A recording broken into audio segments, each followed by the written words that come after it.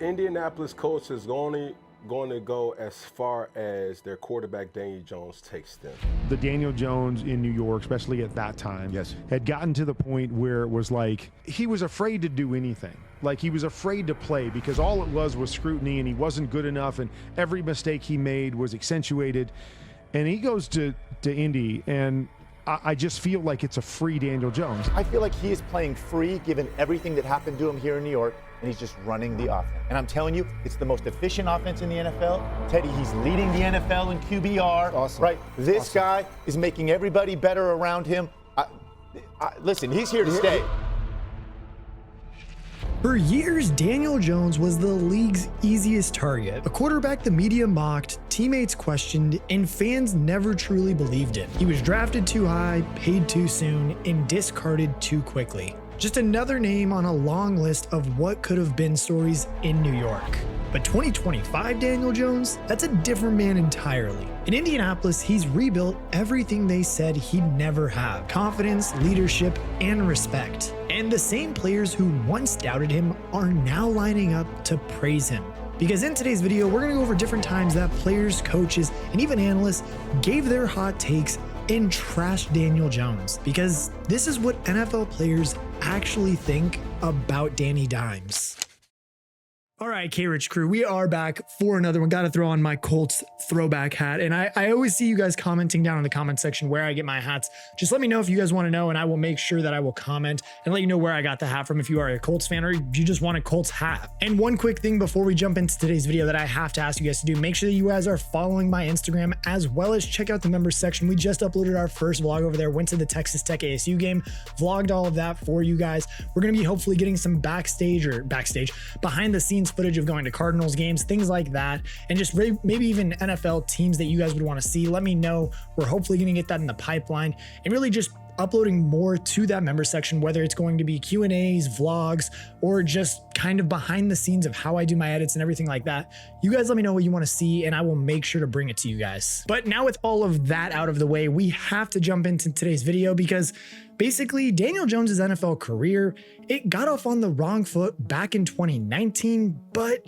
it wasn't really his own fault. He was selected 6th overall by the Giants after a solid career at Duke, but was seen as a colossal reach by New York, and even a former NFL quarterback in Dan Orlovsky explained why. Yeah, shocked. My reasoning is this: like, when you watch tape on Daniel Jones, you go, he's good. There's nothing that wows you. He's not a 6th pick wow, and I would challenge anybody at home when you watch Daniel Jones to go find something in Clemson. You watch the Clemson game, which is going to be, at least a defensive talent-wise, most representative of an NFL roster. He struggled, and then struggled against a defense that was bad last year in college football against Wake. So there's so many moments of struggle, missing open receivers, not finding completions. This is what the tape says. The tape doesn't go, this is worthy of being the 6th pick. He quickly took over starting duties for retiring Eli Manning, but he struggled to find his feet during his first 3 seasons. Through injuries, inconsistent play, and coaching turnover, it was no surprise at why he failed to live up to the hype. After all, I'm kind of sorry to say it to you New York Giants fans, but your organization is quite dysfunctional sometimes. However, all of that did change when they did hire Brian Daboll as their new head coach ahead of the 2022 season. Daboll was known for his role in developing Josh Allen from a raw prospect into the refined perennial MVP candidate that we know today. And really, the early returns when he did take over suggested that he would do the same with Daniel Jones. DJ had a career year in 2022 and led the G-Men to a surprise playoff win over the Minnesota Vikings, for which he was rewarded with a 4-year, $160 million deal. I mean, look, a lot of people thought that the Daboll-Jones tandem and just them working together was primed and ready to save New York football. And well, it was until it all fell apart in 2023. Jones was an absolute turnover machine, and after one particularly embarrassing goal line pick 6, Daboll didn't hold back. What did you want him to do on that play? Yeah, well, obviously not throwing interceptions. According to Giants' all-time leading rusher Tiki Barber, Daboll and Jones had completely different approaches to the game, and a road bump that began rearing its head as time did wear on. Daniel Jones doesn't have that I can accept you screaming and yelling at me and be motivated by it. It's more like it felt like he was going into a shell sometimes, instead of, all right, damn it, I hear you. Shut up, get out of my face. And I think Daboll likes being challenged back.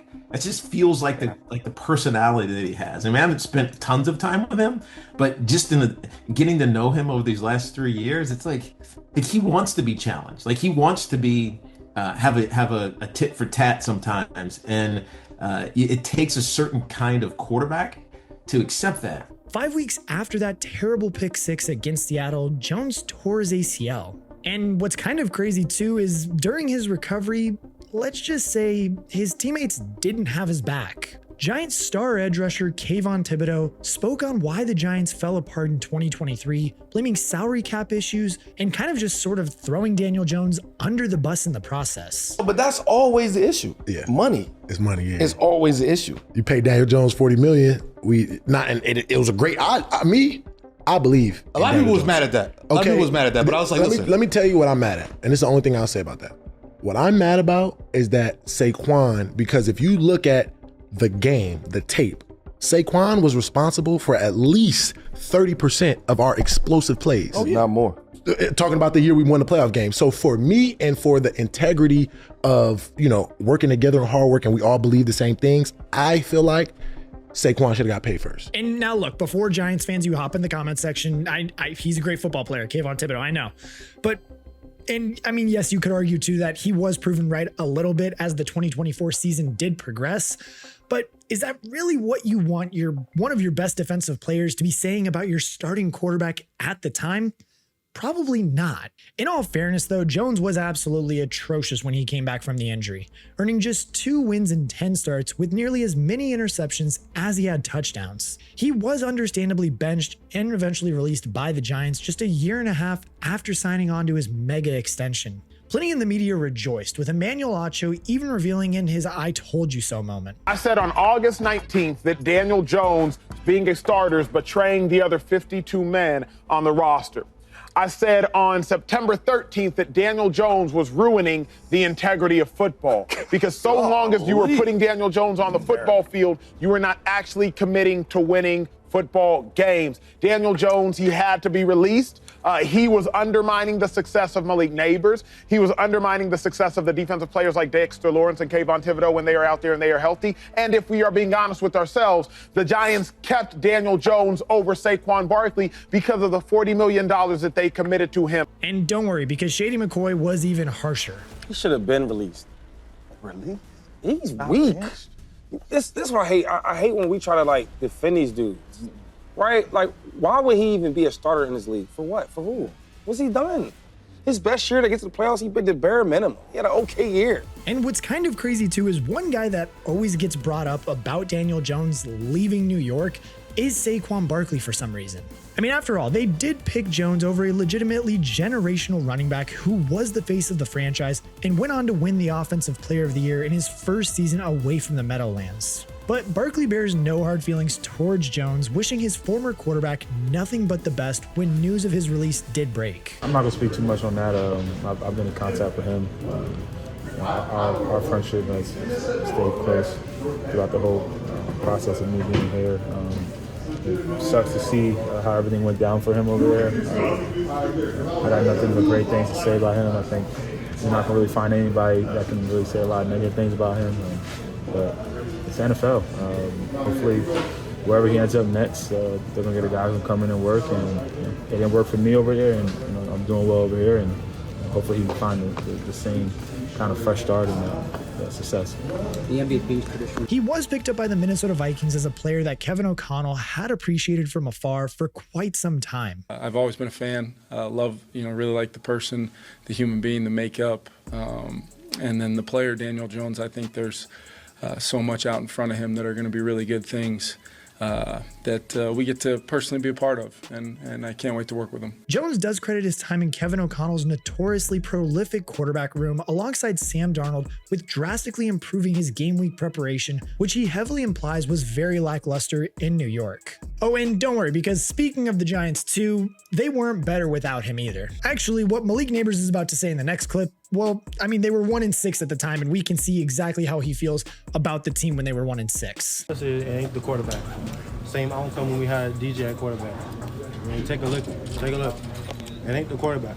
At the season's end too, Jones was a free agent and ready to leave Minnesota and was given a golden opportunity to challenge Anthony Richardson for the starting quarterback job in Indianapolis, signing a 1-year deal to join the Colts. When he eventually did win the job though, it felt like it was even more disappointment for Indianapolis Colts fans. Like hell, even Colts GM Chris Ballard had to publicly defend the decision. Because the one thing I think is getting overshadowed a little bit is Daniel. Because I let both of them competed, professional, battled to the end.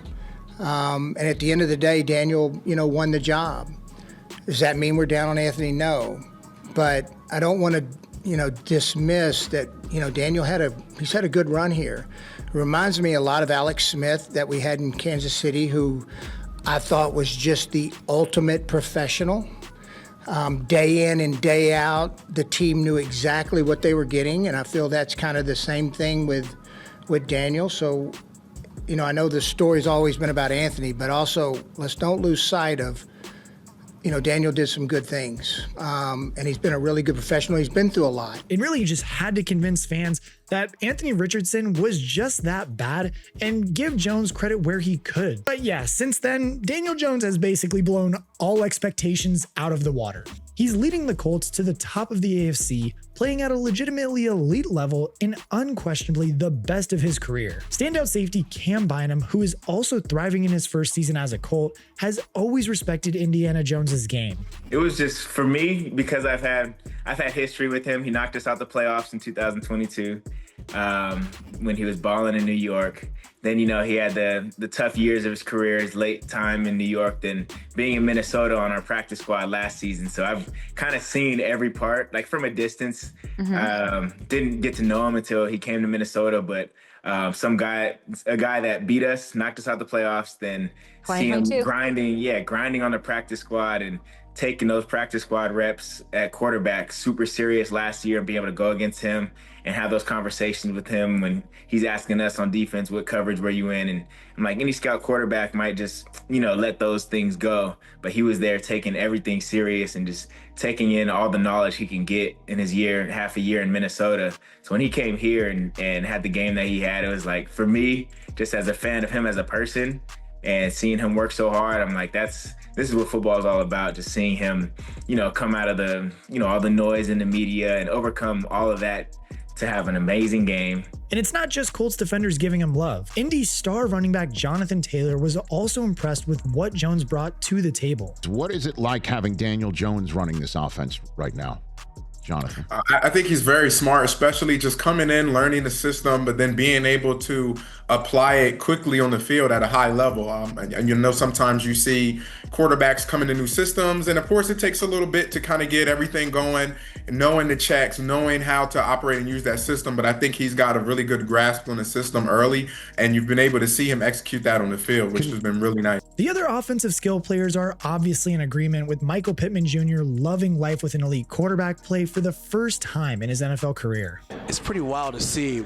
Colts fans, what Daniel Jones is doing.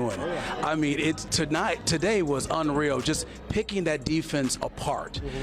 You see it, you practice with them. How much fun are you having him as your QB? Absolutely. I mean, we're just going into games just knowing that we're going to execute like our stuff and like we're going to make plays, and we just go in with such confidence that I feel like it really shows out there. I mean, like when we get out there, like we always think that we're going to score points, preferably 7, but like it's just points. I mean, like we're just thinking points the whole time, and I would just urge people to just believe it. Like everybody, they're like, like they're like kind of slow to be like, Dan is kind of a guy. No, Dan is that guy. I'm calling it right now. Believe it. I love it. Even rookie tight end Tyler Warren is also enjoying the benefits of Jones's elite play, highlighting his execution as key for the Colts, who have one of the league's most explosive offenses. Shane talked about your feel for the game and how that kind of helps you obviously make some plays, but how much of that is feel versus also just knowing what to do and studying the playbook? Yeah, I think it's both. I think we have a lot of good players on offense, out there with me, so it makes it easier to do stuff. And Daniel's been doing a great job of giving us the right passes and all that, so it's been good. I think we've been flowing well as an offense. And the architect of that offense, head coach Shane Steichen, similarly praised Jones's execution and consistency as his greatest contributions on the field. I mean, Daniel's, as good as it gets when it comes to the preparation. He's going to be prepared, and I just have no doubt he's going to go out and play well every time we step on the field, and I think our guys know that, and he gets us going. Our offensive line sets the tone, but his preparation's just off the charts. One man who always believed in Jones, though, is taking his victory laps, with Saquon Barkley telling CBS Sports, "Daniel Jones, let's go. That's my dog. I gotta FaceTime him more." He texts me and says I never answer my phone calls, but the fact that he's off to a hot start and seeing what he went through throughout camp, battling with Anthony Richardson over there, I was super excited for him to win the starting job. To go out there and play at a high level and get to show the people the player that I know, that's the person that I know. And look, this season isn't just about numbers for Daniel Jones. It's about silence. Silencing the critics who said he'd never start again, silencing the noise that drowned him out in New York, and proving that sometimes all a quarterback needs is a second chance. He's no longer Danny Dimes. He's the veteran who's earned every ounce of respect he's getting now, and one the league finally fears.